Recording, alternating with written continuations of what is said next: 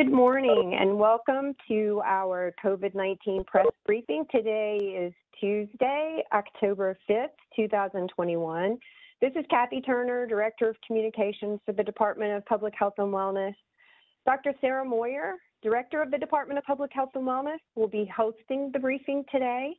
Joining her is Dr. Sarah Beth Hartlage, Associate Medical Director for the Department of Public Health and Wellness. Dr. Monique Williams, Director of the Louisville Metro Office for Safe and Healthy Neighborhoods, as well as Vincent James, the city's former Chief of Community Building, who continues to serve as a member of the Office of Safe and Healthy Neighborhoods Advisory Committee. I'd like to remind everyone to please mute your devices, place your questions in the chat addressed to everyone. Thanks, and we'll get started in just a few seconds.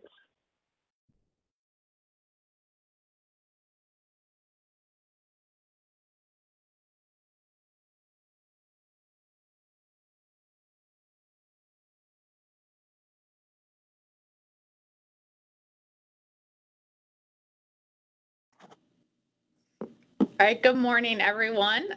I'm Dr. Sarah Moyer. The mayor had a schedule conflict this morning, so I am hosting today's COVID briefing. Thank you for joining us. Today, Dr. Hartlage is going to share our COVID data and key updates on COVID, but I'm also looking forward to a discussion about how the COVID pandemic and gun violence are connected. Pre-COVID, we saw a decade-long decline in life expectancy across the U.S. and in Louisville. Much of this rise in premature death is due to rise in despair, rise in hopelessness, inequity, and easily availability of lethal means. Previous press briefings have connected COVID to the rise in overdose deaths and death by suicide. Today, I wanted to spend time diving into how it's also connected to our homicide and gun violence crisis. I've invited Dr. Monique Williams, Director of Louisville's Metro's Office of Safe and Healthy Neighborhoods, to join us for that discussion, as well as Vincent James, the former Chief of Community Building. Vincent continues to serve as a member of the Advisory Committee to the Office for Safe and Healthy Neighborhoods. But first, let's take a look at our COVID data with Dr. Hartlage. Thanks, Dr. Moyer. Let me pull up the dashboard here. All right, so unsurprisingly, we are still in the red category. We have an incidence rate reported of 68.4 cases per 100,000 of population. Reminder that the red zone begins at 25, so still, double the necessary rate. It will take us some time to climb out of that red zone, even as cases have started to maybe decline a little bit. We had 3,670 new cases last week and sadly reported 30 additional deaths. If we look at the graph here, you can see that we're sort of bouncing around a little bit, going up and down, seesawing and in the last couple weeks. And this may represent a plateau. We hope it represents kind of a slow downward trend. So hopefully we'll see those numbers continue to slowly go down. The death rates, again, are kind of seesawing in parallel to the number of cases, which is what we would expect. When we look at our vaccine data, you'll see a new bright green line here, the dots on the right. So that bright green line represents doses that are a third dose or a booster. So obviously those just recently became available, so that number tracks back to 0 a few weeks ago. And it's gone up dramatically really in the last 2 weeks. Of note, this includes both the technical third dose, which is the dose for immunocompromised individuals, and it also includes the booster doses that are for those 65 and up and those with medical conditions, high-risk occupations, high-risk residences like long-term care facilities. The rate of administration for primary doses, which is the orange line, and the secondary dose in the blue line, those have slowed down a little bit, or at least leveled off from the kind of bump that we saw associated with the Delta variant. We have 56% of our population that's been that's completed their vaccine series, which is 430,000 folks. And the percentage of people who have had at least one dose is 64.1%. So almost 500,000 people have had at least one dose.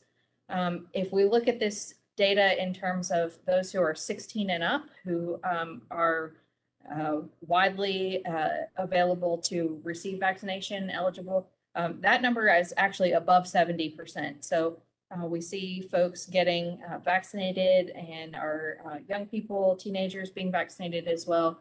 We're hoping to see the approval for Pfizer for kids 5 to 11 in the coming weeks and be able to see an increase there as well.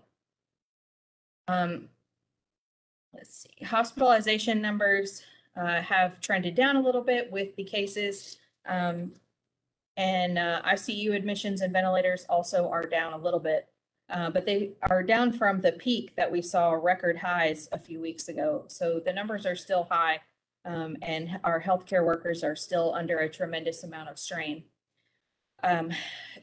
Remember that we know from previous experience that the hospital admissions peak slightly after the cases, and that deaths peak slightly after that. So we do expect those numbers to continue to stay high for at least several weeks to come.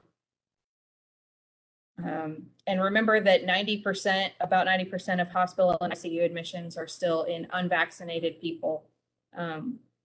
So while vaccinated people may get an infection, it's typically mild, and they don't typically require hospitalization or invasive significant care. In terms of demographics, we continue to see the majority of our cases in the white population. That's roughly proportional to their racial makeup of the metro population. The most interesting thing is to look at the breakdown by age, where we see that very low case counts in the 65 and up population. As we zoom into recent weeks here, when we break it out by age, the 65 and up population has very low case counts, likely because the vaccination density in that group is very high. Vaccines are less prevalent in the younger folks who may feel like they don't need it, or that it's not something that they want to do. The 20 to 44 group are young adults in the blue group here can continue to have the highest incidence of new cases. So that vaccination rates in that group are relatively low, and that definitely bears out in the way that the cases are presented. That's all we're going to cover for today. So thanks, Dr. Moyer, and I'll hand it back to you. Thanks, Dr. Hartlage. I know there's been a lot of concern with fall break and what we should be doing because of that. What trends are you seeing, and what are you recommending to people right now? Right, so JCPS did have fall break last week, so lots of kids out of school for at least a few days. I hope that everyone was able to get a little time to rejuvenate. For those who did travel, we do recommend that you get tested just to be safe 3 days before you travel and 3 days after. Especially if you're traveling outside the state, or if you're going to be getting on an airplane. You can still check our website or call the helpline, and they can direct you to many places where you can find available testing appointments. Thank you. Fall's also a great time for lots of family fun events, like going to the pumpkin patch or trick-or-treating. How can we enjoy these things safely? That's a great question. I know we love the fall. There's lots of fun things to do. And the great thing is that we're getting a little bit of the break in the weather. So it's a little bit cooler, and we are able to have fun outside. So outside events like the hayride or going to the pumpkin patch are generally pretty safe because you can be outside and distance from people. You don't have to worry so much about ventilation. So we do continue to recommend avoiding large groups or indoor gatherings, including Halloween parties. I know last year with our Halloween, we had a epicenter of cases that was related to a high school age Halloween party, and we're hoping not to see that again this year. We do recommend that you wear a face covering, and remember that your Halloween mask doesn't count. So your surgical mask or cloth covering that you've been wearing, hopefully you can continue to do that. And finally, remember that the vaccines for our young children, they are coming and they are coming soon, but they're not here yet. So make sure that you include a mask in your little one's trick-or-treating plans. And I know my 6-year-old has a sparkly mask that she'll be wearing with her Elsa dress. She's very excited to accessorize. So everybody remember to put your mask on with your Halloween costume this year. That's awesome. I can't wait to see pictures. Well, thanks, Dr. Hartlage. Please stay with us, as I'm sure we'll have lots of media questions about COVID at the end. So moving on to our next topic, when we look at gun violence through a public health lens, we like to treat it like a contagious disease, and gun violence, especially among our youth right now, is spreading quickly. We know gun violence isn't random. Both guns and violence spread like infectious diseases through social networks in the real world and online. COVID has increased anxiety, depression, and isolation. And we know people who are depressed are more likely to commit violence against themselves in the case of suicide and overdose, or against other people in the case of homicide. Unfortunately, the discussion about violence is often framed as a moral failing, and people engaging in it are seen as being beyond redemption. However, this ignores the underlying factors and causes that lead to gun violence in the first place. It kind of reminds me how we failed to tackle the drug epidemic in our poor Black neighborhoods in the 80s and 90s, and now how it's spread to all of our neighborhoods in the 2010s and is still the leading cause of preventable death here in Louisville. But as we learned with COVID this year, when we come together as a community and invest resources, we can tackle anything. So I'm going to kick off the conversation today with some data. Catalina, can you bring up the first slide? So in these next 3 slides, you can see that the pattern of overdose, suicide, and homicide are similar. They tend to rise and fall together. And that's because the root causes of all 3 are very similar. As of October 1st in 2021 in Jefferson County, according to the coroner's data, we have had 165 homicides, 147 suicides, and 381 overdose deaths.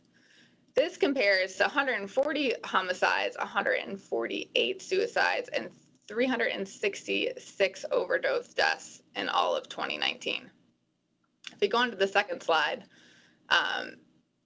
note that the homicide or the overdose rate in 2021 is inaccurate, as it takes a few months for the tox screens to come back in the coroner data. So we do expect those numbers to rise and be closer to our 2020 numbers as we get to the end of the year.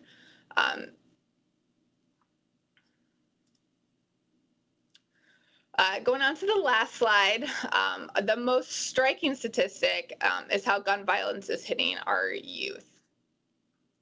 In 2019, we lost 17 youth to homicide, and then in this year, as of October 1st, we've lost 31. That's 31 young people age 18 and younger due to homicide, and compare that to 0 deaths so far for COVID under the age of 18.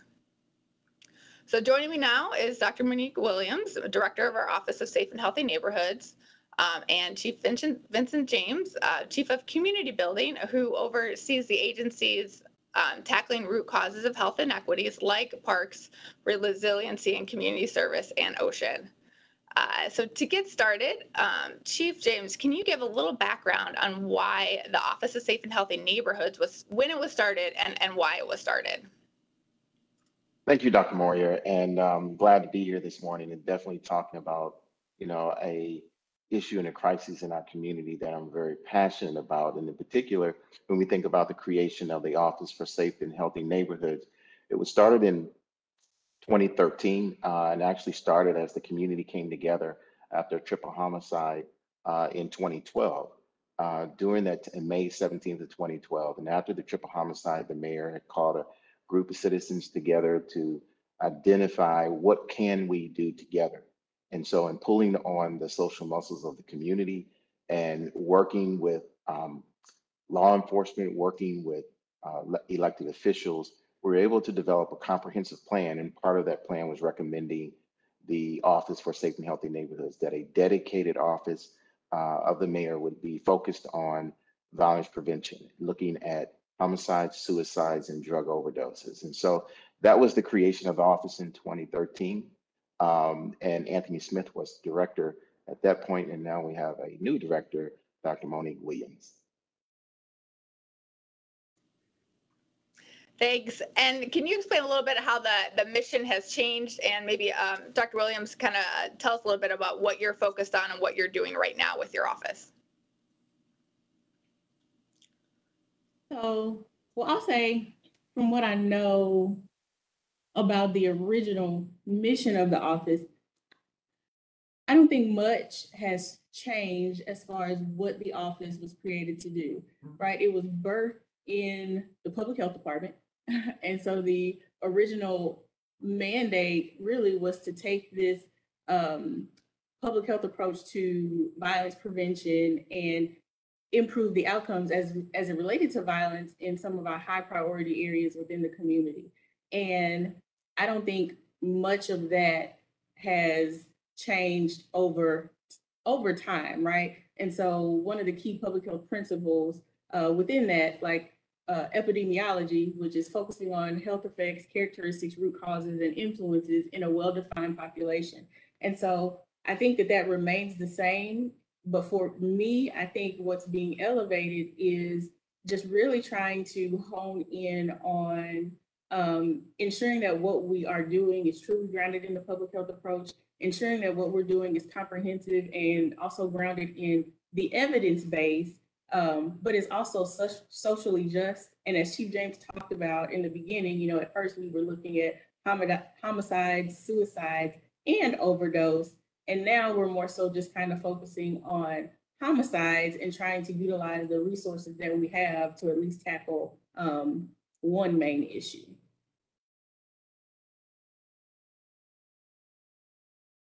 Thank you. So let's talk about the intersection of the pandemic and the increase in gun violence.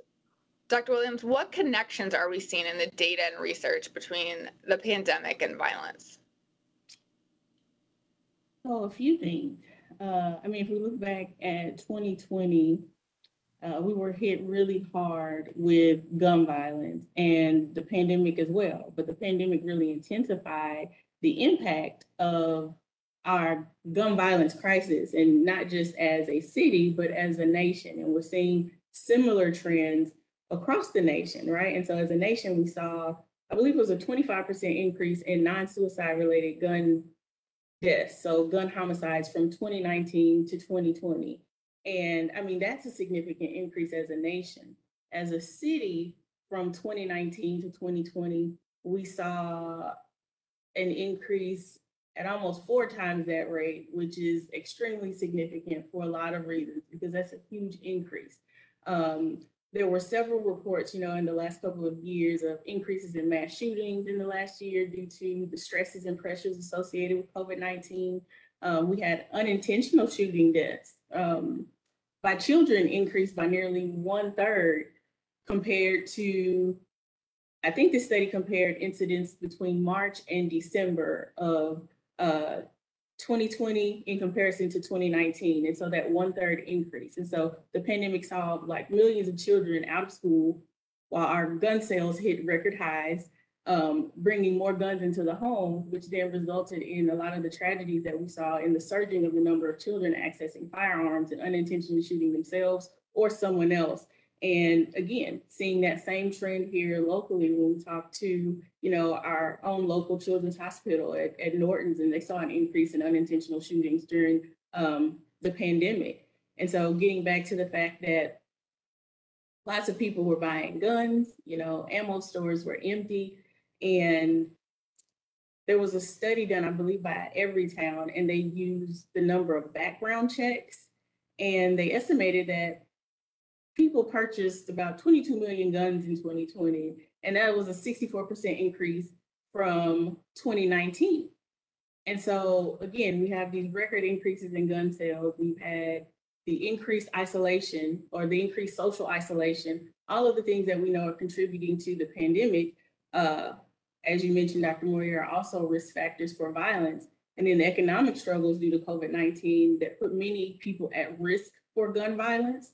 And so that just takes us to, you know, the conversation around social determinants of health and the fact that people don't just generally wake up every day and decide that they're going to shoot somebody. There are many factors and a lot of factors that are outside of the control of an individual that play into how violence is happening in our communities in the first place. And so we see a lot of correlations between when the pandemic started, the things that the pandemic interrupted, which also then impacted how we're experiencing violence in our community.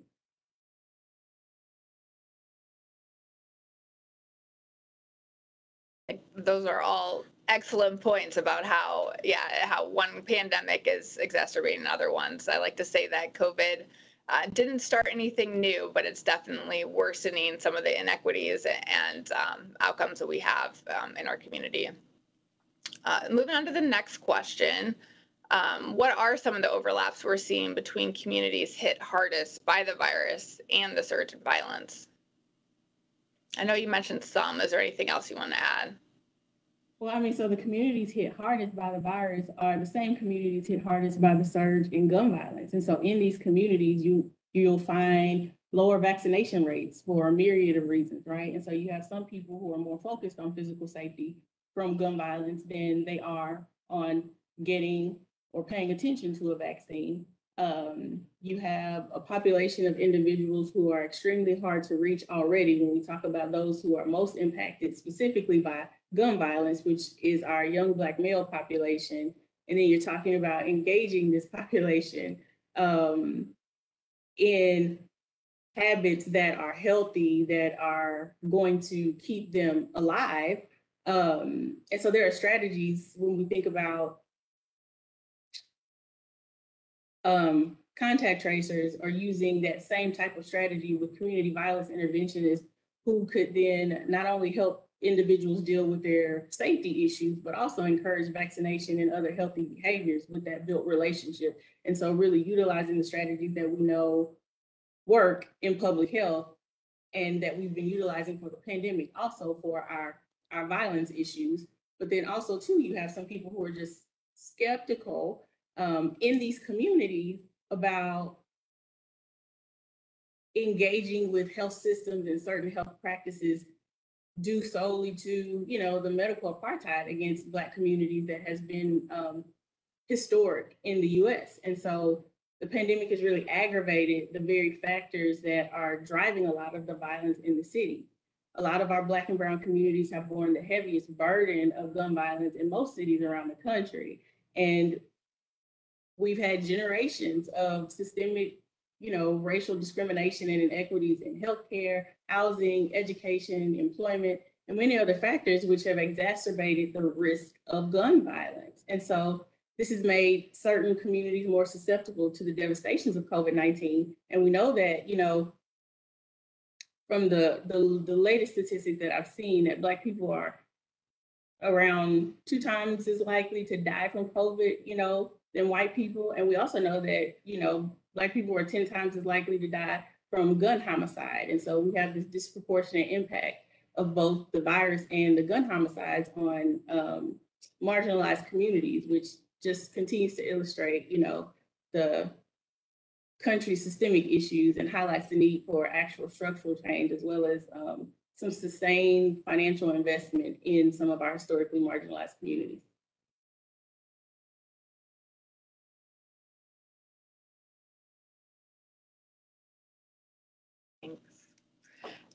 So I know we've been mentioning that we like to take the public health approach to violence, and you've been doing that for years now, but I still think there's some confusion out there in the public of what that really means. What does taking the public health approach to violence look like for you? So for me, I think foundationally, people don't even completely understand all of public health. I think the pandemic has brought to the forefront a lot of what public health is and a lot of what public health does. And so, for us, public health is promoting and protecting the health of people and the communities where they live, learn, work, and play. An easy kind of understanding of what it is that we do as public health practitioners, where if you think about a doctor, You go to the doctor when you're sick, and doctors treat people who are sick. But as public health practitioners, you try to prevent people from getting sick or injured in the first place. And so our strategies promote wellness and encourage healthy behaviors. And so when you talk about addressing violence with a public health lens, we're talking about ensuring that our strategies promote wellness and engage and deal with those that are most at risk for whatever the thing is, and getting informed that with a strategy that has been proven to work, essentially. And so then we use the public health model, or the public health approach to violence prevention, which is essentially our approach to most things, right? Defining the problem is key, and then identifying what the risk and protective factors are, developing and testing prevention strategies, and then assuring the widespread adoption of those strategies when we know that they work. And so violence as a public health issue isn't new. We've been doing research for decades. There's over 20 years, almost 30 years at this point, of research related to violence as a public health issue and how we need to be addressing this issue. I think the hardest thing is probably the paradigm shift that has to happen to help people understand that it's not just about the perpetrator and or the victim and the decisions that have been made at that individual level, but because of what we understand with public health and the fact that there are, again, I'm going to talk about these social and structural determinants of health that even impact an individual's decision-making processes, we have to be more holistic in our approaches. And so it looks like building out those comprehensive holistic approaches that we know work in and with communities to ensure that we're getting the long-term outcomes that we're wanting to see. And I mentioned earlier, one of the more well-known kind of strategies that we utilize in public health was actually birthed from an epidemiologist. And the strategy, again, as I just talked about, utilizes something that looks like contact tracing, individuals who get in front of the transmission of violence. And the goal is to isolate that infected person, treat and rehab that individual to keep violence from spreading to the next person.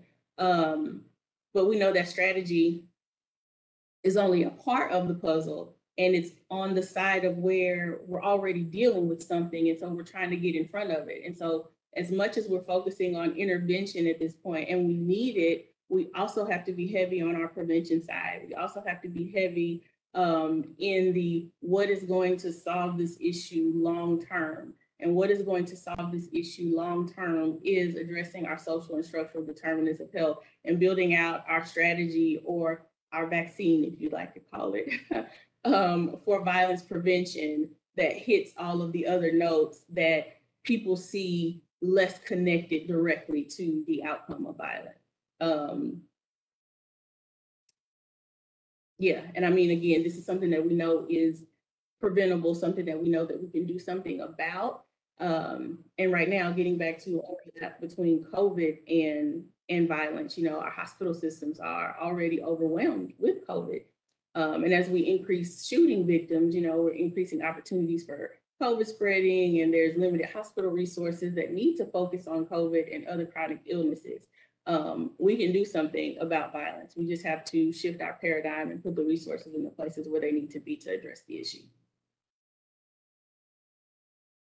That's great. I mean, it's just kind of like how we tackle COVID, right? Contact tracing is one piece of it, trying to stop that spread from going to others, but testing and identify the people that are at risk and making sure communities have all the resources that they need to do what we're saying is really important. Real quick, I know Chief James, you got to hop off here at 10:30. I don't know, hopefully you have time for one last question. I know that we keep hearing that we need a community response as well. What are you hearing from partners that we could be doing more and better? That's a great question, Dr. Moyer. I think one of the things when we talk about a community response, it's really approaching it from a multi-sector approach as we're looking at violence prevention. That's one of the reasons, we identified with a public health approach, because it does require a multi-sector approach that we're talking with the business community, we're talking with education, you know, and an example of that is the mental health providers in school systems in terms of particularly JCPS, and working with JCPS is really critical, even as we're thinking more focused in a more focused way, addressing youth violence, because most of the youth that we're seeing in the community are students at Jefferson County Public School System. So it's a critical partnership that we've been forging over the years to be able to identify, to begin to work with, to also support one another's initiatives, because it's critical as we think about the community coming together, as well as the faith community engaging in a way that allows opportunity for the community itself to begin to address the issues of violence. And so faith communities are stepping up, being able to provide safe havens, opportunities for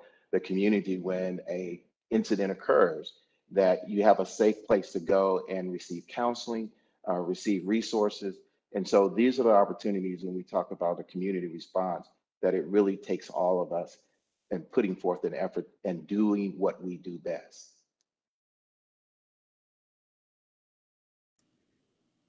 Thank you. And I know if you got to hop off, please do so. Dr. Williams, anything else to add to that?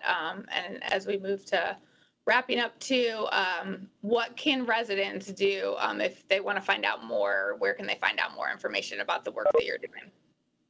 Sure. So they can, you know, reach out to the office. There's our website. There are social media platforms. Reach out and get engaged. And I mean, not just get engaged in the work that we're doing, as we're trying to, you know, educate and help people understand what violence is, how it happens, why it happens in the communities in the ways that it does. Learn how to be an ambassador, learn how to mobilize in your community, and also learn how to mobilize in partnership with other communities to address this issue. The best thing people can do is share information when they get it. Be a part of the resolution and not just somebody who is complaining about the problem. We're going to list a tip sheet here in the next week that kind of delineates what individuals can do, whether you're in the business community, whether you're just a concerned citizen, what educators can do, what faith leaders can do, what mental health providers can do, to give people some ideas about how they can get engaged in this work. Well, thank you. Really appreciate the conversation discussion today. Thank you for joining us, and please stay if you can for a few minutes. I'm sure there's going to be plenty of questions. So just in closing, it's really good to see that we're taking our lessons learned from COVID and the substance use disorder crisis to really dive in and tackle our violence crisis as well, and making sure people have what they need to thrive, especially our teenagers, whether that's good jobs, housing, education, food, and healthcare. And addressing our underlying issues such as mental health, substance use, trauma, and hopelessness. So just appreciate you guys joining me today. And I am going to turn it back over to Kathy to go through any questions that might come up. Okay, thank you. It's kind of quiet in the chat this morning. There is one question from WLKY to Dr. Williams. There's a vaccine for COVID. What would the vaccine be for this uptick in youth violence? So, I mean, right now, we're dealing with the fact that for a lot of, we're dealing with children, first of all. And so mentally, the impact of COVID-19 is hard on some adults. The impact of children, I'm not going to speak to from a research perspective because nobody's researched it yet, other than being able to ask young people how they're coping with this. And coping mechanisms are and have been much different for children in this. And so addressing mental health traumas right now of young people, but also too, when we think about protective factors against violence, which are things like schools themselves and other institutions and spaces where young people can be a part of pro-social engagement, things that are developing their personal identities, their social identities, they're engaging in activities that are positive. All of those things were kind of shut down for a minute And so we took away a lot of the protective factors, and now some things are opening back up, but we're opening back up after being closed for so long. And so lots of things have happened in those spaces. And so I think one of the big things is to address the issues of mental health happening with our young people to the degree that we can, and then do the things that we already know that young people need, particularly when you're talking about young people who have been placed at higher risk for engaging in or being perpetrators themselves of violence.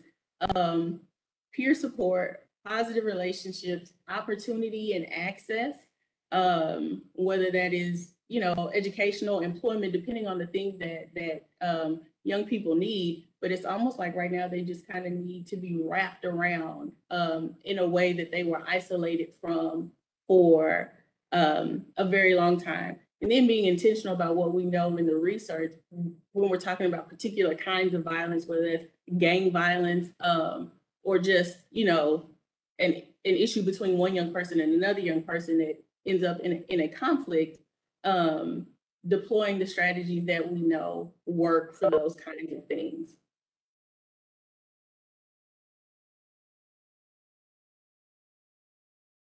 Thank you, Dr. Williams. Dr. Moyer, I don't see any other questions in the chat. Just wanted to give the reporters one more chance. Does anybody have a question? Any other questions about how the pandemic and violence are related, or anyone have questions regarding COVID and our latest data?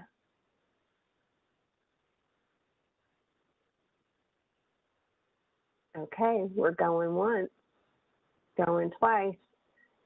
Oh, WLKY is going to put one more question in. Maybe that will give others time to think of another question. Kathy, while they type, I think I'll just add for their previous question, what would the vaccine be? I mean, I think that's part of the frustration in public health is we don't have that like one big protection for violence. Like it takes that whole approach that you guys saw that we had to do in the beginning of COVID before there was a vaccine, with the distancing and making sure people have all those protective factors, whether it's housing, food, being able to follow our recommendations. And so there is no, unless you count like armor, bullet vest or something. I mean, I don't know if there isn't that one thing. And so it's a lot of work to do what we're doing. And it makes the frustration of how we have people that aren't vaccinated yet more so because there are other crises going on in our community that we also need to be focusing on. Okay, thanks. I'm still waiting for one more question from WLKY. Okay, here we go. How difficult has it been to reach these children with so many resources closed, starting with schools closed? Would these numbers have been lower if there had not been a pandemic? I definitely say that, we wouldn't have probably seen the spike that we've seen. We may have had similar trajectories because at the end of the day, we already had a crisis that wasn't completely being adequately addressed. But the degree to which we're seeing, and all of the overlap, but like we have a Delta variant now. And essentially we have a Delta variant in how violence is happening in our city right now that is more so impacting our young population. And so we have an opportunity here to pivot and almost get in front of this before it becomes as exacerbated as our normal violence crisis has already been. But I don't believe that we would see what we're seeing now had it not been for the pandemic. Dr. Moyer, anything to add? No, I'd agree with that. And just looking at the data, we know that numbers this fall have been less than last fall when school was not in session. So there's a lot that plays into that. I think school is one piece, and unfortunately our school systems have picked up a lot of the gaps that are in our community. And so providing the food and support and kind of guidance for our young people. So not just the school, but it's just the function of how school's been asked to pick up what's been missing in the rest of our community.